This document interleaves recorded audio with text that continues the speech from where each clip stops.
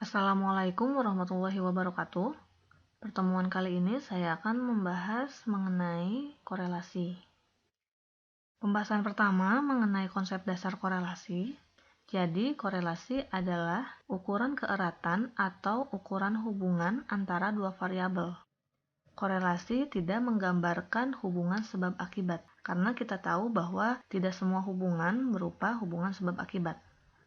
Kuat lemahnya hubungan atau korelasi dinyatakan dengan nilai yang kita sebut dengan koefisien korelasi atau kita notasikan dengan R.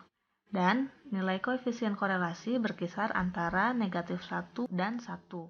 Kemudian untuk arah korelasi yaitu terdapat arah positif atau searah dan arah negatif atau berlawanan arah. Oke, selanjutnya analisis korelasi. Analisis korelasi adalah analisis statistik yang digunakan untuk mengetahui ada tidaknya hubungan dua variabel. Untuk mengetahui ada tidaknya korelasi, kita perlu melakukan pengujian hipotesis. Selanjutnya, untuk bentuk korelasi, yang pertama korelasi positif. Korelasi positif itu adalah ketika terjadi kenaikan variabel X, maka diikuti dengan kenaikan variabel Y, dan sebaliknya. Jadi ketika terjadi penurunan variabel X, maka akan diikuti dengan penurunan variabel Y. Artinya, jika X semakin besar, maka Y akan semakin besar. Begitu juga sebaliknya, jika X semakin kecil, maka Y akan semakin kecil.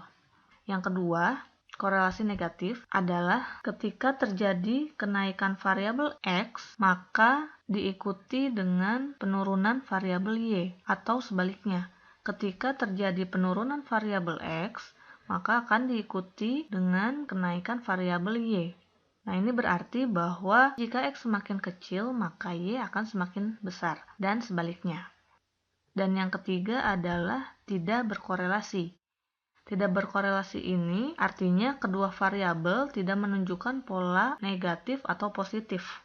Jadi, ketika terjadi kenaikan pada variabel X dan diikuti dengan kenaikan pada variabel Y, pada saat yang bersamaan terjadi juga penurunan variabel Y.